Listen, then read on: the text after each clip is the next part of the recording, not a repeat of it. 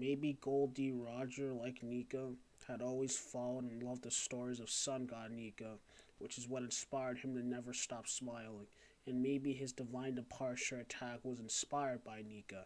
It's called divine, so that means it had to be inspired by a revered person of sorts, that being Nika. Maybe his fighting style Maybe his fighting style had always been inspired by Nika's possible goofy fighting style from the Nika books he read as a kid. Maybe Loketown had always been subject to attacks by the Holy Knights and Roger. Thinking about Nika and defending his family awakened his conqueror's hockey and had constantly self-trained himself underneath the constant attacks of the Holy Knights from Loketown. Maybe there was a Holy Knight who was like Miosgard and had actual noble anti-celestial dragon qualities and decided to take Roger as his own and train him.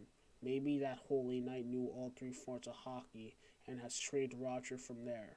Maybe Roger decided to keep the secret between him and that Holy Knight to the grave since he would have gotten executed like Miosgard.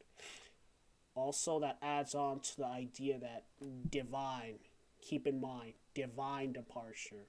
Maybe that's inspired off of the celestial dragons with their godly thinking and maybe not that Roger supported it, but maybe Roger kind of integrated his Nika like beliefs with another person who had godly beliefs, but not that Roger supported the Celestial Dragon's cause by all means.